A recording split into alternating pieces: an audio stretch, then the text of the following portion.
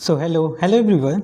आप देख सकते हैं आज से हमारा मतलब कहने में भी मेरे जो अब धीरे धीरे डर लगने लगा है। एक एक दिन घटता जा रहा है और पढ़ाई उस लेवल का हो नहीं पा रहा है, क्योंकि अभी जस्ट दिवाली था, दिवाली पे घर गए थे थोड़ी सी कंसिस्टेंसी ब्रेक हुई।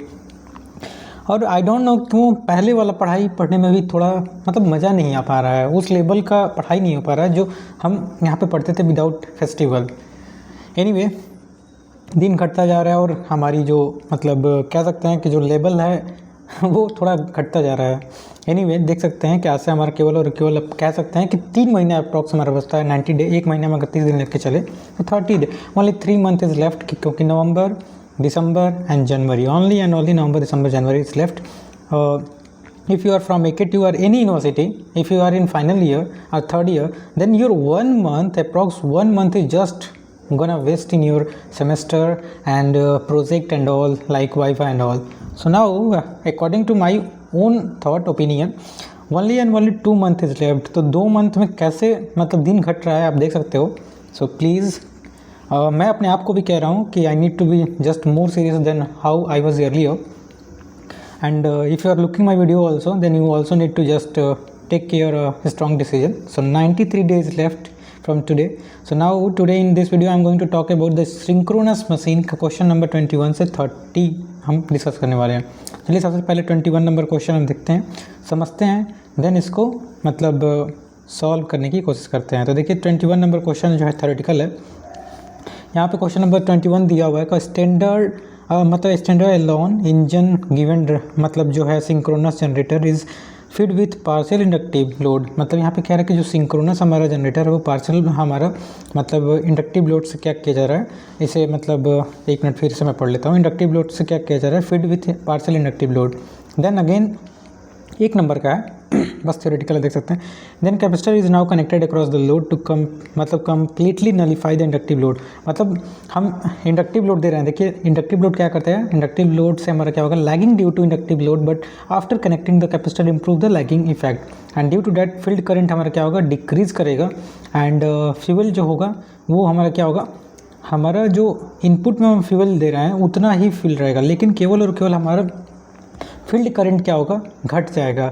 मतलब पहले जो हमारा फील्ड करंट जो है ज़्यादा ड्रा कर रहा होगा ड्यू टू क्या बोलते हैं, इंडक्टिव लोड. यहाँ ध्यान से सुनिए, इंडक्टिव लोड के कारण हमारा ज़्यादा मतलब हमारा क्या बोलते हैं, फील्ड करंट ड्रा कर रहा होगा. कभी भी आप जानते हो मैग्नेटाइजिंग करंट क्या होगा, मैग्नेटाइजिंग में हमारा क्या होता है, इंडक्टिव लोड होता है. तो इंडक्टिव लोड हमारा मतलब ज़्यादा फील्ड करंट ड्रा करता है, लेकिन जैसे हम कैपेसिटर लगाएंगे, कैपेसिटर लगाने से हमारा क्या होगा, फील्ड करंट में मतलब वो मतलब इम्प्रूव करेगा हमारे लैगिंग इफेक्ट को, जिससे कि फील्ड करंट हमारा घटेगा, लेकिन फ्यूल जो है मतलब जो ईंधन है वो उतना ही लगेगा. तो यहाँ पे देख सकते हैं हम ऑप्शन नंबर कौन सा हो जाएगा, बस देखें तो यहाँ पे क्लियरली लिखा है the field current has to be reduce and fuel intake is unaltered. तो ऑप्शन नंबर 4 होगा. ठीक है, अब चलते हैं क्वेश्चन नंबर 22. देखिए क्वेश्चन नंबर 20 तो मुझे तो लगता है कि हाँ किया तो हूँ. देखिए यहाँ पे क्या लिख रहा है, सबसे पहले आप देख सकते हैं कि यहाँ पे लिखा है कर्व एक्स एंड वाई, मतलब ओपन सर्किट आप जानते हैं वो ओपन सर्किट, और हमारा क्या होता है full load zero power circuit. हमारा मतलब ये ZPF कैरेक्टरिस्टिक है, जहाँ पे Q point on the zero power factor, ये Q जो है जीरो पावर फैक्टर को शो कर रहा है एट 1 मतलब per unit. The vertical distance PQ, the vertical distance PQ, voltage drop मतलब क्या बोल रहा है, तो वर्टिकल डिस्टेंस जो PQ between the curve x and y, ये जो शो करता है ना, जब आप मतलब 3 टाइप का होता है जब वोल्टेज रेगुलेशन आप पढ़ते हो. एक SIM होता है मतलब सिंक्रोनस इम्पीडेंस मेथड, एक जो होता है एम्पियर टर्न मेथड होता है, ATM बोलते हैं, और एम्पियर टर्न मेथड या MMF मेथड या इसे EMF मेथड बोलते हैं, और एक होता है पॉइटियर ट्रायंगल मेथड. तो ये पॉइटियर ट्रायंगल मेथड से जो हमारा PQ होता है उसको हम सिंक्रोनस रिएक्टेंस कहते हैं. देख सकते हो 1 नंबर का क्वेश्चन होगा, MCQ 1 नंबर का होगा, 1 नंबर से अधिक हो ही नहीं सकता. हाँ देखिए 1 नंबर का. तो ये केवल और केवल कंसेप्चुअल है, सोच लो 1 नंबर गेट में लाना बहुत ही बड़ी बात हो जाती है. तो चलिए क्वेश्चन नंबर 23 हम देखते हैं. क्वेश्चन नंबर 23 में ऑलरेडी हमने टिक लगाया है, देख सकते हैं यहाँ पे. इसका मतलब इसमें तो कुछ मतलब ज़रूर मतलब हमें ध्यान से देखने की ज़रूरत है. हमारे पास 4 पोल डबल लेयर, हमारे पास मतलब 4 पोल एक डबल लेयर वाइंडिंग का हमारे पास क्या है, मशीन होगा. कैसा मशीन यहाँ पे लिखा होगा, देखिए मशीन लिखा है. एंड 36 स्लॉट हैं, यहाँ बीटा इक्वल टू 60 डिग्री दिया हुआ है. कॉइल स्पेम इज 7 मतलब शॉर्ट पिच के बराबर है. Number of short pitch in which the top and bottom layer belongs to different phases. मतलब यहाँ पे बहुत इंपॉर्टेंट से क्वेश्चन पढ़ना है. यहाँ पे लिखा है कि number of slot in which the top and bottom layer and bottom layer are different phases में है। यहाँ से स्लॉट पर पोल क्या हो जाएगा, देखिए स्लॉट पर पोल कितना दिया हुआ है 36, यहाँ देखो 36 और कितने पोल हैं 4, तो स्लॉट पर पोल कितना हो जाएगा 9। अब एम बराबर क्या होता है जानते होंगे, स्लॉट पर पोल पर फेज होता है।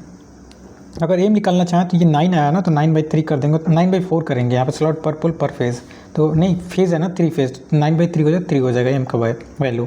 लेकिन हम इसको कैसे सॉल्व करेंगे, अप्रोच हमारा क्या होगा, कॉइल स्पैन 7 स्लॉट दिया हुआ। सबसे पहले short pitch is difference between the full pitch, आप जानते होंगे स्पेन एंड द एक्चुअल, मतलब हमारा जो है वो कितना दिया हुआ है 9-7, 9 मतलब हमने निकाला, देखिए 9 निकाला हमने ऑलरेडी, 9 निकाला और 7 दिया हुआ है, तो 9-7 2 स्लॉट हो जाएगा।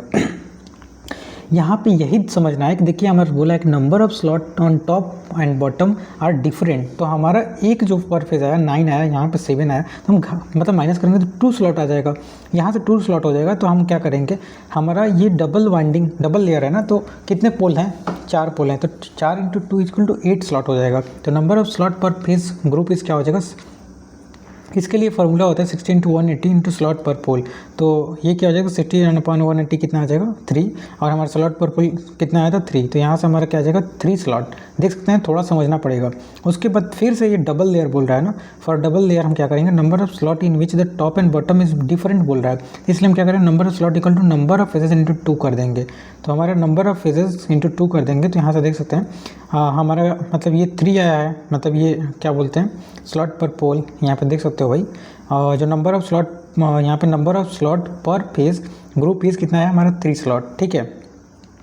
तो यहाँ से जस्ट हम क्या करेंगे, नंबर ऑफ स्लॉट पिच कितना था 2, नंबर ऑफ फेज कितना है, नंबर ऑफ फेज यहाँ 2 हो जाएगा, मतलब ये 2 से मल्टीप्लाई कर देंगे, नंबर ऑफ फेज 3 है, तो हमारा आंसर कितना आ जाएगा 12। बहुत ही ट्रिकी क्वेश्चन है, बहुत ही ट्रिकी, एक बार में सच में किसी को समझ में नहीं आएगा, तो इसको ध्यान से एक बार और पढ़ लीजिएगा। फिर से मैं बता दे रहा हूँ, देखिए थोड़ा सा मैं भी बता दे रहा हूँ कि मेरा भी क्लियर हो जाए।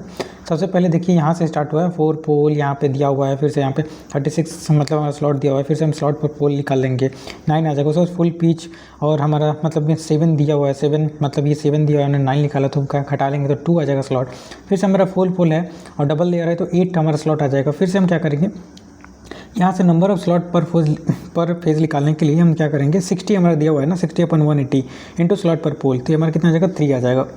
एंड देन अगेन हम डबल लेयर के लिए देखेंगे, डबल लेयर के लिए हम क्या करेंगे, नंबर ऑफ स्लॉट पर पोल हमारा 2 आया, फिर से यहाँ पर 2 से मल्टीप्लाई करेंगे, डबल लेयर है, और हमारा स्लॉट नंबर ऑफ फेजेस 3 है, तो यहाँ से 12 आ गया। तो इस तरह से क्वेश्चन नंबर 23। क्वेश्चन नंबर 24 थोड़ा सा मेरे लिए ट्रिकी पड़ा पहली बार में, तो इसको हमने नहीं किया है। आगे हम चलते हैं क्वेश्चन नंबर 25, ठीक है। तो क्वेश्चन नंबर 25 हमसे क्या कह रहा है, क्वेश्चन नंबर 25 हम समझने की कोशिश करते हैं। देखिए क्वेश्चन नंबर 24 इतना हमारा कठिन नहीं है, लेकिन थोड़ा सा टफ पड़ जाएगा, ठीक है। क्वेश्चन नंबर 25 हमारे पास क्या है, question number 25 star connected alternator है, जिसमें क्या हमारा एक्सेस जो सिंक्रोनस हम कह सकते हैं, रेजिस्टेंस कह सकते हैं, सिंक्रोनस रिएक्टेंस कह सकते हैं, 1.7 मतलब ओम दिया हुआ है, वोल्टेज जो दिया हुआ है V1 V2 दिया हुआ है, सिंक्रोनस करंट पर फेज हमें फाइंड आउट करना है। तो इसके लिए per phase synchronous current equal to क्या हो जाएगा, E1 - E2 और E1 - E2 जितने हमारे रेजिस्टेंस है Z1 प्लस मतलब Z2S। यहाँ से क्वेश्चन अब पढ़ेंगे तो क्वेश्चन में यहाँ पे लिखा होगा कि जो Z1 S1 है, मतलब जो यहाँ पे पढ़ ही देते हैं, एक मिनट, ठीक है। तो यहाँ पे इस क्वेश्चन में देखेंगे तो ये हमारे पास Z1 = ZS है। फिर हमारे पास देखिए वोल्टेज जो है मतलब E1 और E2 हमें कितना दिया हुआ है, देख सकते हैं E1 जो है 33 दिया हुआ है, E2 जो है 32 दिया हुआ है। हम पर फेज निकालेंगे, इसलिए √3 से हम डिवाइड कर देंगे, क्योंकि पहले यहाँ स्टार है। स्टार में वोल्टेज क्या होता है आप जानते होंगे, मतलब स्टार में हमारा पर फेज वोल्टेज कितना होता है, मतलब जो हमारा लाइन वोल्टेज होता है उसका √3 होता है। ये तो आपको पता ही होगा। वोल्टेज हमारे इसमें करंट जो फेज़ करंट होता है वो लाइन करंट के बराबर होता है, लेकिन जो फेज़ वोल्टेज होता है वो लाइन वोल्टेज के √3 होता है हमारा स्टार में। तो ये आपको समझना होगा, है ना। तो यहाँ से ये हमारा लाइन वोल्टेज दिया हुआ है, मतलब यहाँ पे देख सकते हैं ये हमारा फर्स्ट मशीन का द लाइन वोल्टेज दिया हुआ है। तो हम फेज़ वोल्टेज यहाँ पे हम क्या करेंगे, फेज़ वोल्टेज से और फिर से 2 × हम क्या कर देंगे, दोनों बराबर है, तो 2 × 1.7, देखिए 1.7 किया। तो यहाँ से आई हम निकालेंगे, करंट निकालेंगे। जब हम करंट निकालेंगे, यही हमसे क्वेश्चन में पूछ रहा था। देखिए 2 नंबर का क्वेश्चन हमने बहुत ही आसानी से 2 नंबर का क्वेश्चन मतलब फाइंड आउट कर लिया, ठीक है। तो 2 नंबर का क्वेश्चन हमने बस फार्मूला हमें याद है तो 16.98 देख सकते हैं। कोई भी क्वेश्चन बहुत ईजी होते हैं, ठीक है। 27 नंबर क्वेश्चन हम देखते हैं क्या कह रहे हैं। हमारे पास एक hydraulic turbine having the rate जो 250 सिंक्रोनस स्पीड फ्रीक्वेंसी दिया हुआ है, यहाँ से NS = 120 F देख सकते हैं। क्या ही बोलूँ मैं, ये इतना इजी क्वेश्चन 2004 में पूछा, दोनों क्वेश्चन 4 नंबर, मतलब ये आपके फ्री ऑफ क्वेश्चन कह सकते हैं यार। बस फार्मूला लगाओ NS = 120 F/P। तो ये हमारा एक मिनट, ये कैसा, all right, I don't no, this is from number call, I don't know who is. तो नंबर से call, it's not important, what I am doing it's most important for me. 27 number में question देख रहे हैं, ठीक है। तो 27 number हमारा क्वेश्चन क्या कह रहा है, हमारे पास एक वोल्टेज दिया हुआ है, देखिए वोल्टेज दिया हुआ है, पावर दिया हुआ है, पावर फैक्टर दिया हुआ है। मैं क्वेश्चन को नहीं पढ़ता हूँ क्योंकि जो क्वेश्चन पढ़ते हैं वही लिखा हुआ हूँ, तो क्वेश्चन पढ़ेंगे तो क्या फ़ायदा होगा, क्योंकि मशीन का क्वेश्चन सिमिलर होता है, केवल जो गिवन दिया हुआ था वो लिखते हैं एंड देन हमें बाद में पढ़ना होता है कि क्वेश्चन में हमारे पास लाइन करंट पूछ रहा है। लाइन करंट के लिए हमारा डेल्टा कनेक्शन है एंड एक्सेस दिया हुआ है। देखिए हमारा क्या होगा, सबसे पहले the friction and windage loss हमारा 2 किलो, यहाँ पे देखिए 2 किलो मतलब हमारा दिया होगा। देखिए जब हम पढ़ेंगे इस क्वेश्चन को, negligible armature resistance friction and windage loss equal to 2 kilowatt दिया हुआ है ना। ये सब कुछ हम लिखेंगे। हमारा जो है कोर लॉस जो है इतना है, ठीक है। ये हमारा सॉफ्ट इज सप्लाइंग जो 9 किलोवाट, ओके।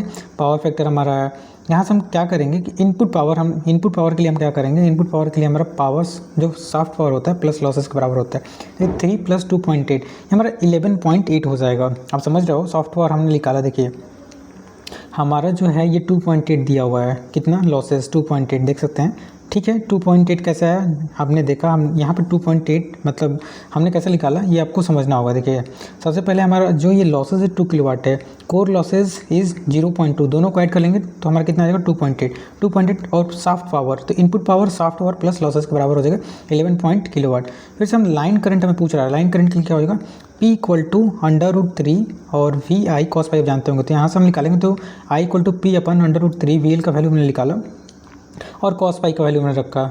VL का वैल्यू देखिए, V लाइन वोल्टेज बोल रहा है, तो लाइन वोल्टेज इस क्वेश्चन में दिया होगा, है ना। देखिए सबसे पहले 400 दिया हुआ है, तो बस हम रखेंगे, यहाँ हमारा आ गया क्वेश्चन। ये भी 2 नंबर का है, 2004। अरे भाई 2004 वाला सीन 2026 में आ जाए, मैं चाहता हूँ। ऐसा क्वेश्चन आ जाए तो कौन छोड़ेगा। आज हमें नहीं लगता कि कोई भी छोड़ेगा। देखिए आज सबका लेवल सेम है, सभी मतलब मुझे नहीं लगता। देखिए आज जनरेशन बहुत ही, पढ़ाई बहुत ईजी हो गया। यूट्यूब पे क्या नहीं अवेलेबल है, क्या नहीं है, क्रैश कोर्स से लेके हर चीज़ है। PW के भी बहुत से हैं, बहुत से मतलब टीचर्स हैं, लाइक मतलब अच्छे टीचर्स जिनके बहुत से अच्छे मतलब कोर्सेज अवेलेबल हैं, लाइक अंकित गोयल सर हैं, बहुत से मतलब PW का पूरा कोर्सेज अवेलेबल है, क्रैश कोर्स। तो वहाँ से हम आराम से, मतलब मैं तो कभी अभी तक कोर्स से पढ़ता ही नहीं हूँ, जस्ट जितना भी मेरे पास नॉलेज है on the behalf of YouTube knowledge. And हाँ, मैं टेक्स्ट बुक का जो मतलब जो होता है, क्या बोलते हैं, PYQ के बाद I am thinking to just go through the text book mock test. तो टेक्स्ट बुक का mock test is enough, I think, if you have not much money की go through the made easy, then if you are just go through the mock test of मतलब test book होता है, test नहीं होता है, text book, तो you can. क्योंकि अभी जो हमारे अभी इस साल के जो टॉपर हैं वो गाजीपुर के हैं, एंड उनका वीडियो आप देखे होंगे, अंकित सर गोयल पे है, जो AIR1 के हैं, 2025 टॉपर। उन्होंने भी कोई कोर्सेज नहीं, केवल और केवल यूट्यूब को फॉलो किया एंड टेक्स्ट बुक को फॉलो किया, वहाँ से क्लियर हुआ। मैं कोई प्रचार नहीं कर रहा हूँ, जस्ट मैंने मतलब मोस्टली रेलवे के एग्ज़ाम के लिए टेक्स्ट बुक को प्रीफर किया था, और जितने PYQ हैं उनको सॉल्व करके गए, रेलवे का एग्ज़ाम निकलता गया, दैट सिंपल। तो ऐसे ही होता है, कोई भी कंपटीशन एग्ज़ाम इज जस्ट मतलब हम कह सकते हैं the chances to clear the exam is directly proportional to number of practice the mock test. How much you mock test, analyze and practice is directly proportional to your number in मतलब examination, and more chances, more probably you will going to qualify the gate if you are going with mock test. But before going mock test, it's really important to you have covered the syllabus. Otherwise mock test जाने देने जाओगे तो मुझे नहीं लगता है कि question मतलब हवा में भी समझ में आएगा, बहुत ही ऊपर से निकल जाएगा। तो it's really important to have a strong and solid information about the subject for which you are going to just give the mock test, right. अब चलते हैं क्वेश्चन नंबर 28। तो क्वेश्चन नंबर 28 आई होप आपको समझ में आया। Question number 29, मैं तो क्वेश्चन नंबर 28 में थोड़ा सा आगे आप सॉल्व कर लोगे, इसमें आगे और दिया हुआ है। तो यहाँ पे देख सकते हो हमारा मतलब पावर फैक्टर है, फिर ऑपरेटिंग फुल लोड पूछा है, तो IL = √P मतलब निकालेंगे तो 15 पॉइंट हमारा कितना आ जाएगा, 15.79 आ जाएगा। क्वेश्चन नंबर 29 क्या कह रहा है, ये क्वेश्चन नंबर 28 था क्या? ठीक है, क्वेश्चन नंबर 28 आप देख लेना। ओके, क्वेश्चन नंबर 29 की तरफ चलते हैं। देखिए क्वेश्चन नंबर 29 थ्योरेटिकल है, इसमें कुछ नहीं है, जस्ट हमें समझना होगा क्वेश्चन नंबर 29 क्या है। In the relation of synchronous machine which one the following is false. देखिए सबसे पहले हमारा क्या कह रहा है, और सबसे पहला question, in a salient pole machine the जो D axis synchronous reactance is greater than the जो मतलब क्वाड्रेचर एक्सिस होता है उससे ज़्यादा होता है बोल रहा है। तो यहाँ पर हमने लिखा है कि जो पावर जो होता है डी एक्सिस का ज़्यादा होता है as compare to quadrature axis. तो यहाँ से याद रख सकते हैं मतलब कि हमारा पावर जो होता है हमेशा डी एक्सिस का अधिक होगा as compare to quadrature axis. यहाँ पे बोल रहा है the damper bar help in synchronous motor to self start. Obviously damper bar directly proportional self starting होता है। शॉर्ट सर्किट जो रेशियो होता है ये क्या होगा, शॉर्ट सर्किट रेशियो, यही हमारा गलत है। शॉर्ट सर्किट रेशियो जो होगा field current required to produce the voltage on open voltage. जब आप थोड़ा सा पढ़ेंगे ना, देखिए यहाँ इसको समझाने के लिए पूरा डीप में जाना पड़ेगा, तो उतना डीप में अगर हम जाएंगे तो ये तो खुद मतलब एक पॉइंट को समझाने के लिए पूरा उसको डीप में जाके समझाना पड़ेगा and it's take a lot of time. तो just I am here to just explain what I have study and how to approach the question. So now सबसे पहले ये क्वेश्चन हमने देखा सही है, ये क्वेश्चन हमें सही है, फिर ये क्वेश्चन पढ़ेंगे ऑटोमेटिकली सही है। देखिए द यहाँ पे लिखा हुआ है ना, the V curve of the synchronous motor represent the variation of the, जो हमारा वी कर्व होता है, एक वी कर्व होता है, एक इन्वर्टेड वी कर्व होता है। ठीक है, तो वी कर्व में क्या होता है, मतलब हमारा ग्राफ एक वी कर्व में आता है, कोई इन्वर्टेड वी कर्व में। ये वी कर्व का बात कर रहे हैं, वी कर्व जो होता है वो किस के बीच में होता है, तो हमारा armature current and field excitation, हमारा फील्ड एक्साइटेशन और मतलब आई ए और आई एफ के बीच में हमारा जो है वी कर्व बनता है। लेकिन आई एफ और हमारा पावर फैक्टर, यहाँ पे पावर फैक्टर आ जाता है, वो इन्वर्टेड वी कर्व होता है। तो इस तरह से आपका कंसेप्ट क्लियर होना चाहिए, क्वेश्चन देखते ही आपको समझ में आ जाए कैसे अप्रोच करना है। ओके, तो यहाँ हमने क्वेश्चन नंबर 29 तक बताया, क्वेश्चन नंबर 30 हम समझ लेते हैं। देखिए सबसे पहले हमारे पास पावर दिया हुआ है, फिर हमारे पास वोल्टेज है, डेल्टा मतलब स्टार कनेक्टेड है, हमारा एक्सेस दिया हुआ है। यहाँ पे लिखा है कि neglected armature resistance and consider the operation at a full load and unity power factor, then what we have to find, we have to just find the induce EMF line to line. इसके लिए हमारे पास हम एक figure बना लेंगे यहाँ पे, मतलब थोड़ा सा सिक ऑफ कन्वीनियंस के लिए अपने लिए आई हम निकालेंगे, तो P = √3VI, मतलब V लाइन टू लाइन हमारा स्टार क्लिक हो जाएगा। हम IL निकालेंगे तो जनरेटर के लिए डेल्टा कनेक्टेड हमारा क्या हो जाएगा, आप जानते होंगे अभी स्टार में है, तो जो हमारा टर्मिनल वोल्टेज है वो जो लाइन वोल्टेज है उसका √3 हो जाएगा, मतलब फेज वोल्टेज, हम terminal voltage is just equivalent two phase voltage, यहाँ से इतना आ जाएगा। फिर हमारा हेंस EF = VT, मतलब ये जनरेटर है तो EF इसमें ज़्यादा होगा, तो यहाँ हमने निकाल लिया, तो ये हमारा कितना आ जाएगा, जस्ट हम कैलकुलेट करेंगे तो हमारा कितना आ जाएगा 4 पॉइंट इतना। और हमें line to line induce EMF चाहिए, यहाँ पे लिखा हुआ है लाइन टू लाइन, ध्यान से रखिए। हमने अभी फेज निकाला, फिर लाइन से लाइन करने के लिए √3 से मल्टीप्लाई कर देंगे, तो यहाँ मुझे लगता है कि √3 से आप डिवाइड भी नहीं करेंगे तो काम चल जाएगा, क्योंकि लाइन से लाइन में। तो यही हमारा अप्रोच होना चाहिए कि पहले क्वेश्चन को समझ ले, तो लाइन से लाइन पूछा है तो कोई ज़रूरत नहीं है कि ऊपर हम उसमें मल्टीप्लाई करें। ठीक है, तो इस तरह से आई होप आपको जितने क्वेश्चन हैं हमने समझाने की कोशिश किया। आई होप ये कहाँ से आ गया है, हाँ ठीक है, तो आपको मतलब ये जो हमने क्या बोलते हैं, ये जो कहाँ गया, यही है, हाँ। तो आज हमने क्वेश्चन कितने स्टार्ट किए, I don't know what happen, why it's not going to just okay. तो क्वेश्चन नंबर हमने 21 से 30 तक आपको समझाने की कोशिश किया। तो अगर सीरीज अच्छा लगता है तो you can like, thank you.